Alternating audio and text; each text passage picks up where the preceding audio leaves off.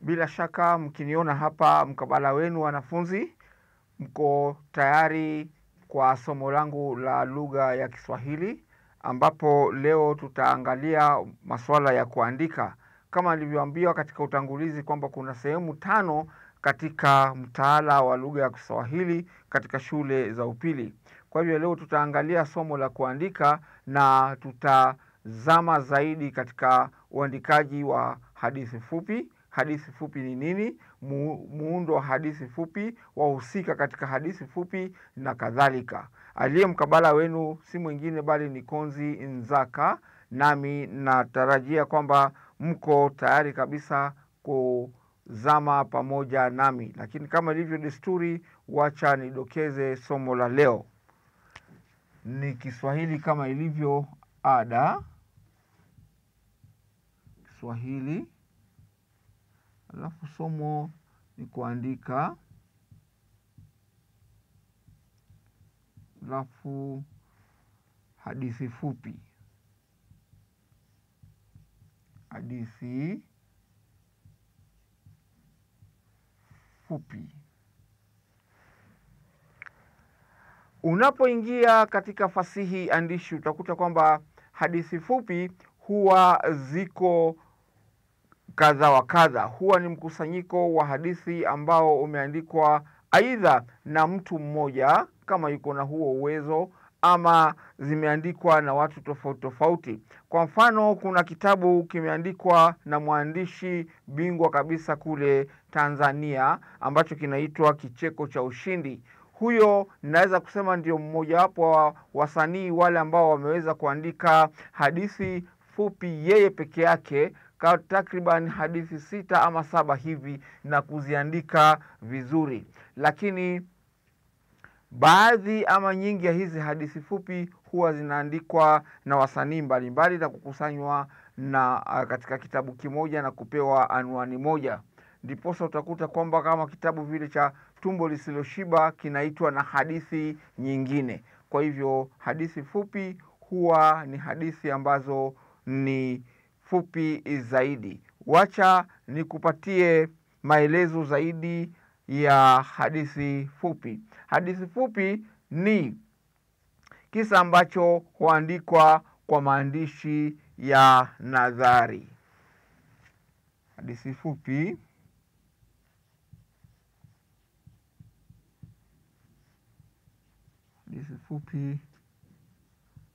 ni kisa ambacho huandikwa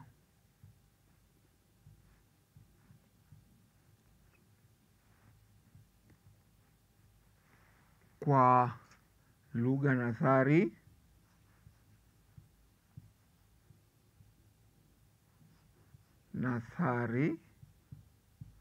au ya mfululizo.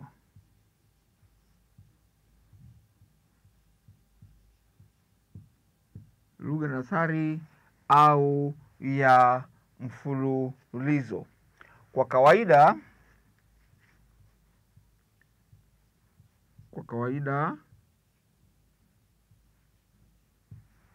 huwa ni kisa kimoja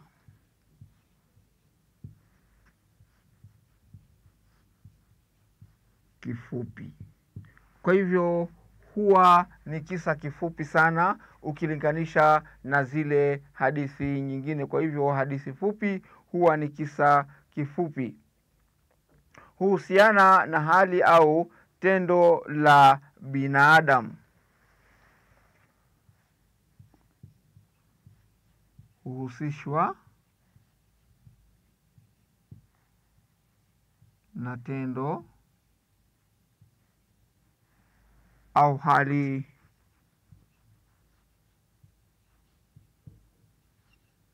ya binadamu.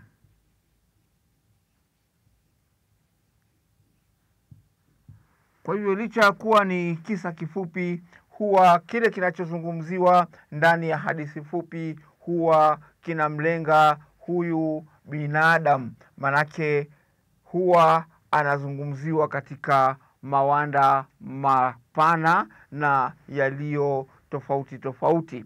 Aidha, huyu binadamu anazungumziwa katika hali ya kupatiana taswira ya kuonya ama taswira ya kuwa kioo cha jamii na kadhalika. Kwa hivyo huwa ni kisa kifupi na matendo yake huwa yanahusishwa haswa na hali ya binadamu.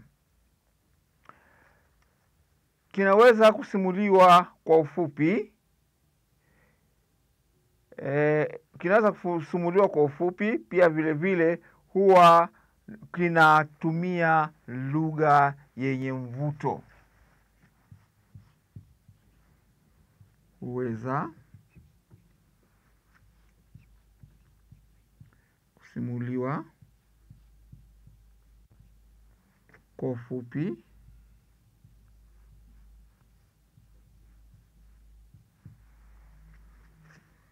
na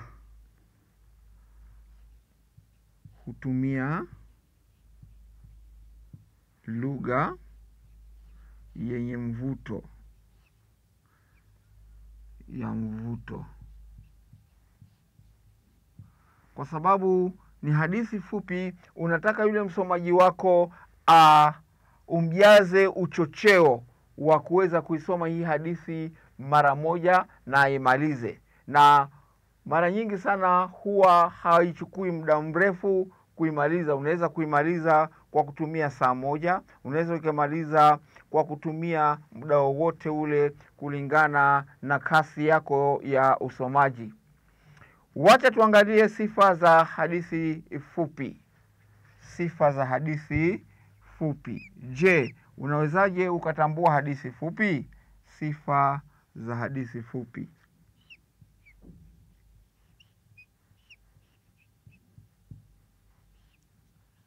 Hadithi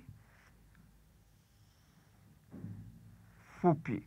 Sifa kama kawaida nilikuambia kwamba huwa ni jinsi unavyoona jambo kwa nje. Kwa hivyo wacha tuangalie sifa za hadithi fupi, ambapo tunapoweza kuiona huwa tunaweza tukaitofautisha na riwaya ama hadithi ndefu ama pia vile vile na tamthilia.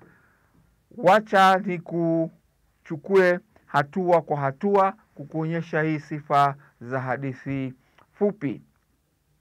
Jambo la kwanza, huhusu sehemu ambayo si pana sana kama riwaya. Huwa ni fupi. Huwa ni fupi ukilinganisha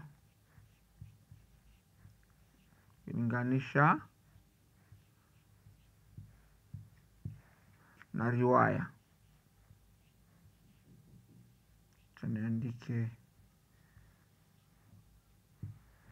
na riwaya. Kwa hivyo hadithi fupi, jambo la kwanza, huwa ni fupi kuliko riwaya, na huwa kama ni fupi kuliko riwaya ina wahusika wachache bila shaka. Inaweza kugusia matukio mengi yanayotokea sehemu mbalimbali. Licha ya kuwa ni fupi, licha ya kuwa ni fupi,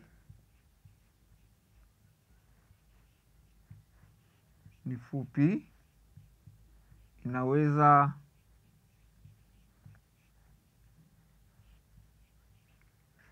kugusia mambo mengi sana, mambo mengi. Licha kuwa hii hadithi fupi huwa ni fupi kulingana na riwaya, lakini ina uwezo ya kukusanya mambo mengi kuhusiana na masuala ya kibinadamu. Kwa hivyo hicho ni kidokezo cha kwanza katika sifa. Huwa pia ni kazi ya kisanaa ambayo ni fupi. ni kazi ya kisanaa inayotumia ufundi wa hali ya juu. Ni kazi ya kisanaa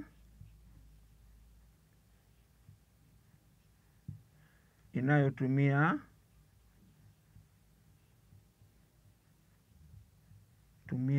ufundi wa juu.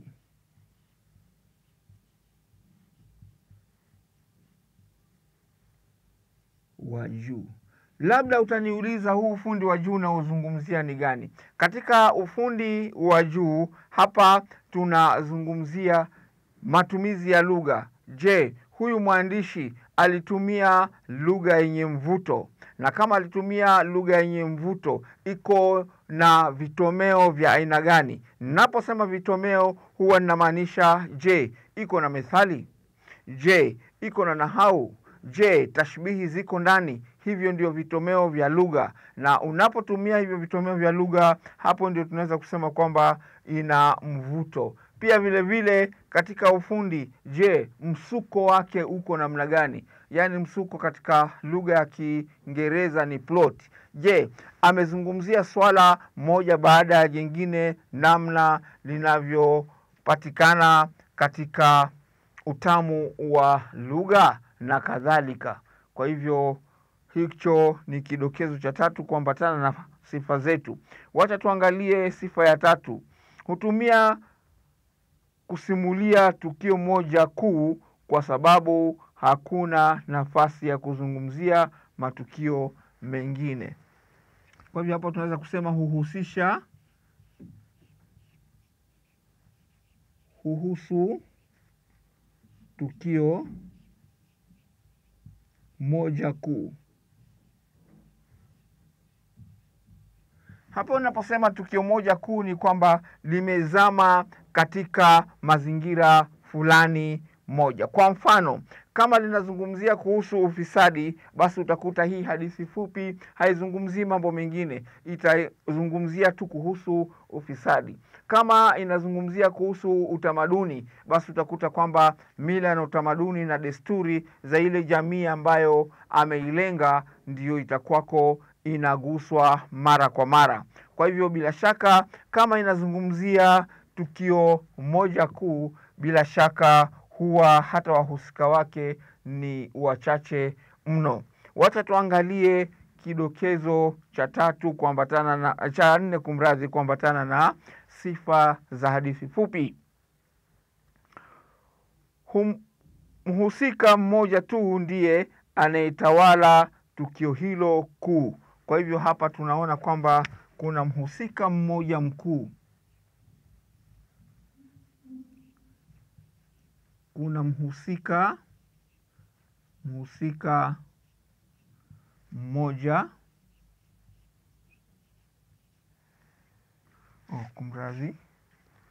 kuna mhusika mmoja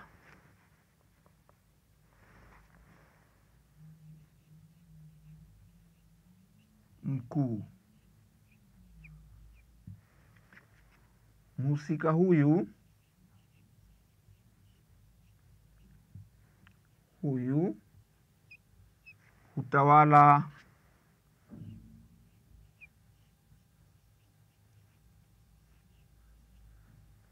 hutawala maudhui yaliyokusudiwa.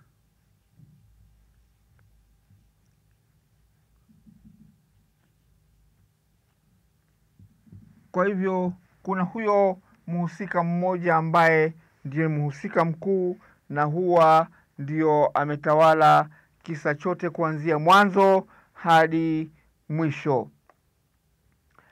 Hapana nafasi ya wahusika wengine kama ilivyo katika riwaya.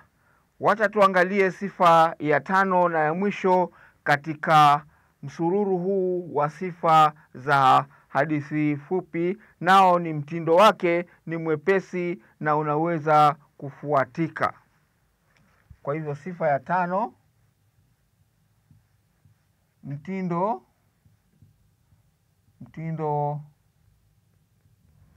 wa kuandika kuandika huwa mfupi, huwa mwepesi. Wacha naandike mwepesi, mwepesi na rahisi, rahisi kufuatika. Naposema huwa ni mtindo wa kuandika, mtindo wa kuandika huwa mwepesi na rahisi kufuatika, huwa na maanisha ya kwamba hapa, kwa sababu mhusika mmoja ni mkuu, na kwa sababu ni hadithi ambayo huwa inachukua muda mfupi sana kusoma na kumaliza, basi mtindo wa lugha pale huwa ni rahisi, kama nilivyokueleza pale katika kazi ya kisanaa. Kwa hivyo huwa ni rahisi sana kuelewa na kufuata hichi kisa na kukifahamu barabara, tofauti na hadithi ama riwaya ambayo huwa ni ndefu, inazungumzia masuala mengi, na pia vile vile licha ya kuwa kuna mhusika mkuu, pia vile vile kuna wahusika wadogo ambao wanamsaidia huyu mhusika mkuu katika jinsi hali alivyo. Kwa hivyo baada ya kuangalia hizo sifa zetu 5, wacha tuangalie muundo wa hadithi fupi. Je, hii hadithi fupi ina muundo wa hali gani? Muundo wake tunataka tuujue huu wa hadithi fupi, kwa sababu najua baadhi yenu kuna wale ambao wataingia katika mawanda haya ya uandishi wa hadithi fupi fupi, na wacha tuelezane namna ya muundo wa hadithi fupi, kama kutakuwepo aweze kujua ni lipi nazungumzia. Kwa hivyo muundo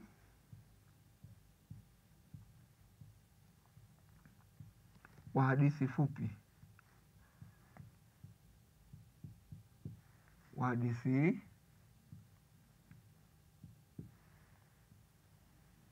pia vile vile tunaweza tukasema ni umbo la hadithi fupi. Muundo wa hadithi fupi, kwanza kabisa kuna mwanzo. Kuna mwanzo,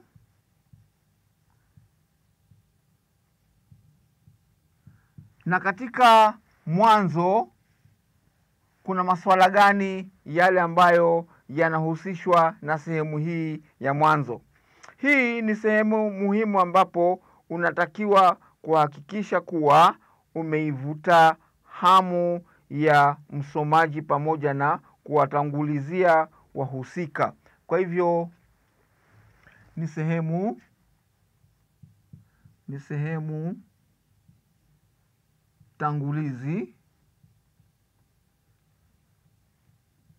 tangulizi ya hadithi fupi, hadithi fupi ambayo inahitaji mvuto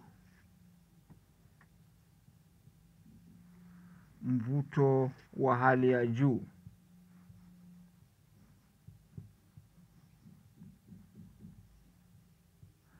Kwa hivyo hii ni sehemu ya mwanzo tu. Unajua kwamba kama jambo huwa unataka livutie yule ambaye unamkusudia, ni lazima pale awali kabisa unapolifungulia jamvi, ni lazima liwe na lugha ya mvuto, lazima liwe na mwanzo mzuri ambapo utaweza kumchochea huyu msomaji, na pia vile vile utaweza kumpatia tamaa ya kuweza kutaka kuendelea kusoma hiyo hadithi yenyewe. Hadithi fupi lazima iwe nzuri kwa kuambatana na unachotaka kukielezea. Lazima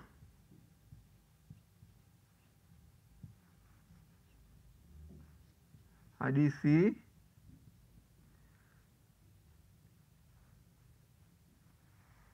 iwe na mwanzo mzuri,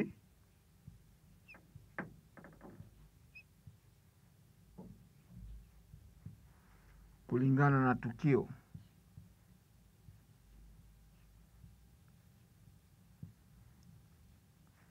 Kulingana na dhamira, wacha niandike dhamira ambayo mwandishi amekusudia.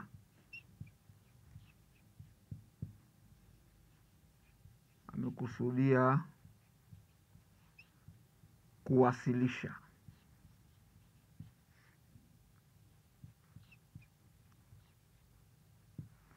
Kwa hivyo hiyo ndiyo sehemu ambayo inahitaji vitu kama hiyo. Sehemu nyingine ni mwili au sehemu kuu. Mwili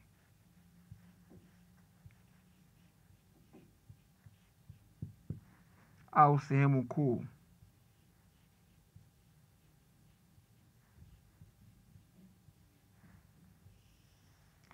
Je, sehemu hii inayoitwa mwili ama muundo huu unaoitwa mwili ni sehemu inahitaji nini? Hapa lile swala kuu linaendelezwa kwa kuonyesha kuna mambo gani yanayotendeka. Kuna misukosuko gani na jinsi inavyoendelezwa hadithini humo. Kwa hivyo hapa ni kiini cha swala ambalo mwandishi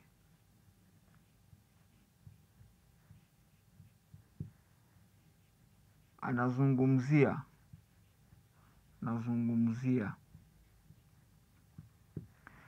Pia vile vile maendelezo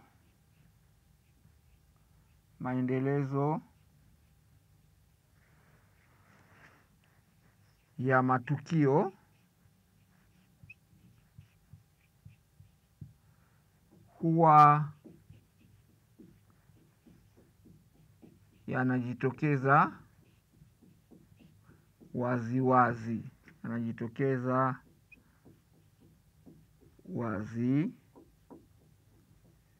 wazi.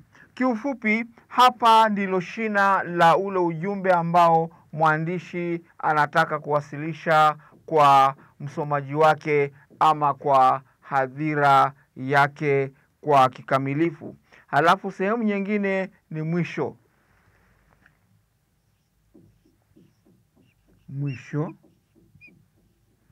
Tunaweza tukaita pia tamati, lakini wacha tutumie hilo neno mwisho. Umezungumzia pale mwanzo wako, yule msomaji akaona hii hadithi fupi basi iko na utamu wake. Ukiingilia mwili pale ukampakulia kila kitu pale na akaridhika. Sasa basi, kabla ya yeye kuendelea kutamani kusoma ile hadithi yako fupi, unamwelekeza kwenye mwisho. Na katika mwisho kuna hali gani ya kimuundo katika hadithi fupi? Wacha nikueleze. Sehemu hii inatuelekeza kwenye kilele cha hadithi na jinsi tatizo fulani linavyohusishwa kama lipo. Kwa hivyo ni sehemu ambayo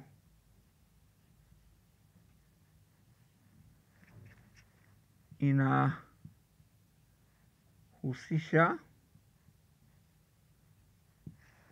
mkusanyiko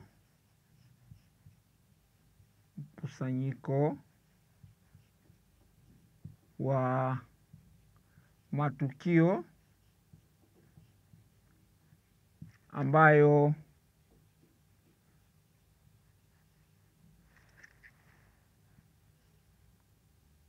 yametokana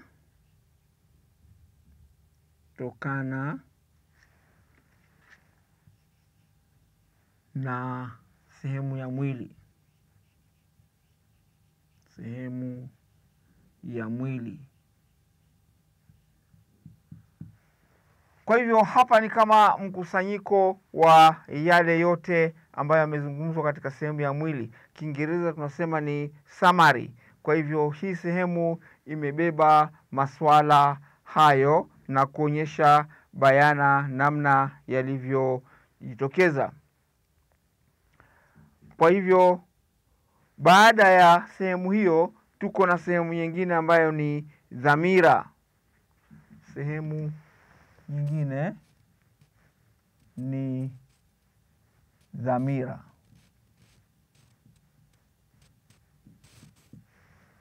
Kwa hivyo wacha tuangalie katika dhamira kuambatana na hadithi yetu fupi. Dhamira ni nini? Dhamira ni lengo, nia, kusudi ama msukumo ambao umekufanya wewe kuandika hii hadithi fupi. Kwa hivyo dhamira ni lengo. Wacha nifafanue kwanza maana ya dhamira. Dhamira ni lengo. Kwa hivyo dhamira ni lengo. Kwa hivyo katika hali ya kutaka kujua, je, ni lengo gani kuu katika hadithi hiyo? Kwa hivyo kuna maswali kama haya unapaswa kujiuliza. Je, ni lengo gani ambalo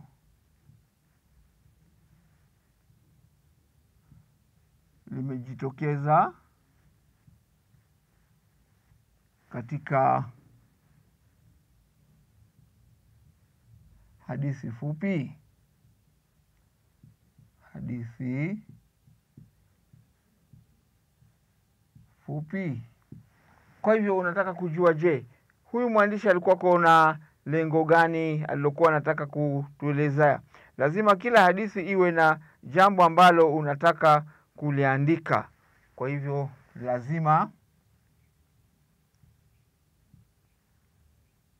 lazima hadithi fupi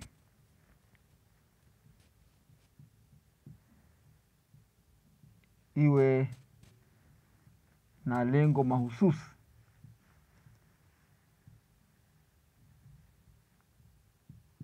Kwa hivyo lazima iwe na lengo mahususi. Halafu muundo ama umbo la mwisho katika hadithi fupi ni msuko.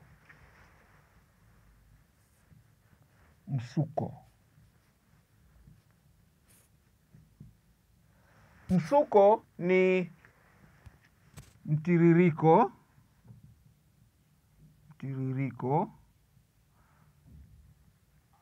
au kitushi. Kwa wale wanaopenda lugha ya Kiingereza ni plot. Kwa hivyo msuko wake uko vipi? Mtiririko wake uko vipi? Au kitushi. Kwa hivyo hapo lazima matukio yaliyopo yaonyeshe mpango mzuri wa kufuatana. Kwa hivyo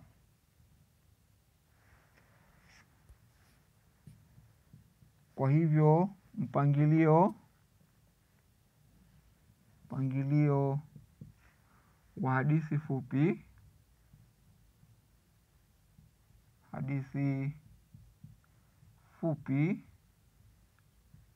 lazima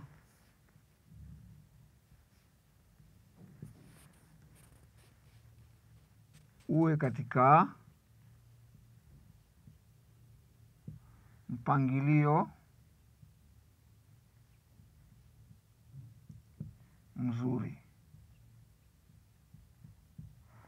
Kwa nini uwe na mpangilio mzuri? Hapa ndiyo msomaji utampatia ile taswira kamili, picture kamili ya dhamira ambayo ulikuwako uko nayo.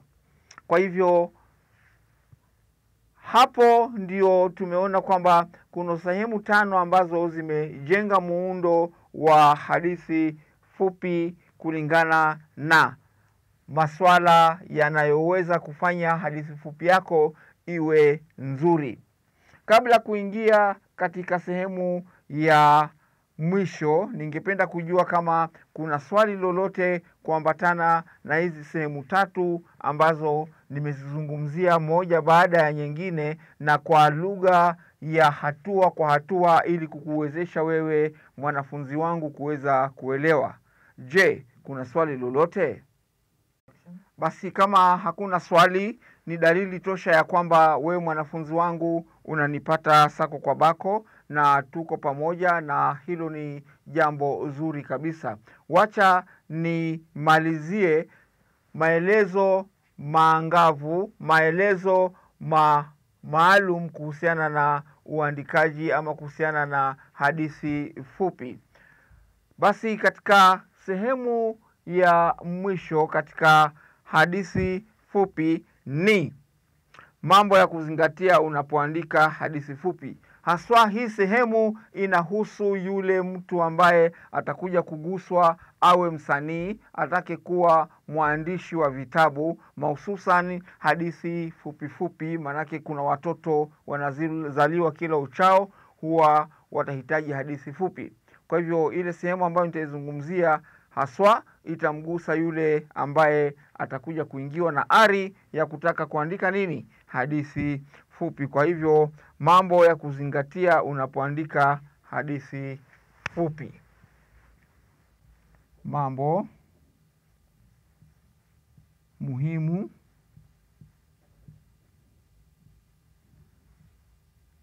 ya kuandika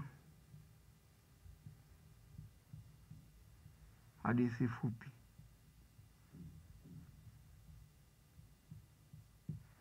Hadithi fupi. Mambo yenyewe hapa sio mengi. Jambo la kwanza ambalo unapaswa kuzingatiwa, iwe na mvuto wa kisanaa. Iwe na mvuto wa kisanaa.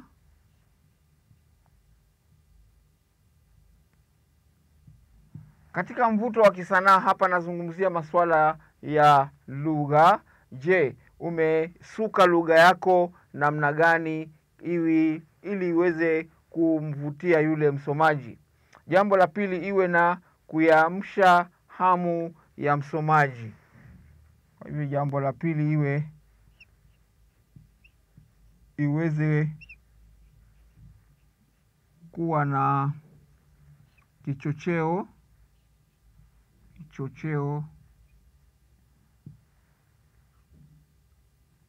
au hamu ya kuisoma.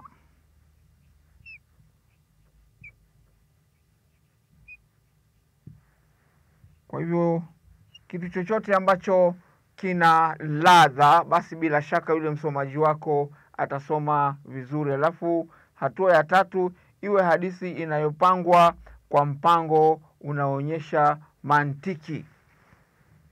Hadithi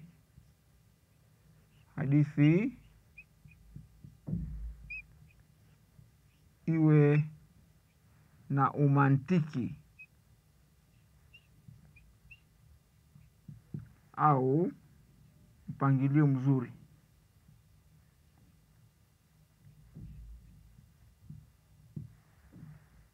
Mpangilio mzuri. Kwa hivyo lazima iwe na mpangilio mzuri. Alafu ya 4, ionyeshe matumizi fasaha ya lugha. Iwe na lugha tamu.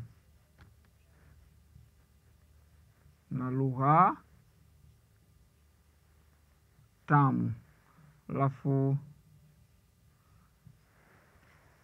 kidokezo cha 5 na cha mwisho, mwanzo na mwisho wake uwe na wa kuvutia na uweze kukumbukwa kwa hali ya juu.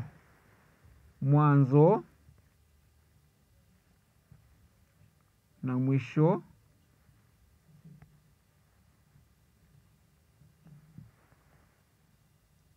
mwanzo na mwisho uweze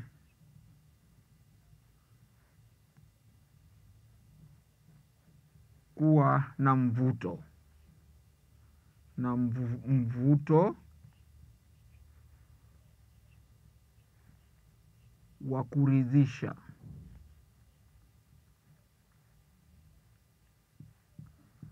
Kwa hivyo kwa wale ambao wangependa kuja kuandika hadithi fupi katika miaka inayokuja, wakati atakapokuwa amefuzu katika masomo yake mahususan katika lugha ya Kiswahili, basi bila shaka akifuata yale yote ambayo nimeyazungumzia pale, mahususan mambo muhimu ya kuandika hadithi fupi, atakuwako yeye ni bingwa na atabakia kuwa mmoja wale watajika ambao huwa wanapewa kipaumbele katika uandikaji wa hadithi hizi fupi.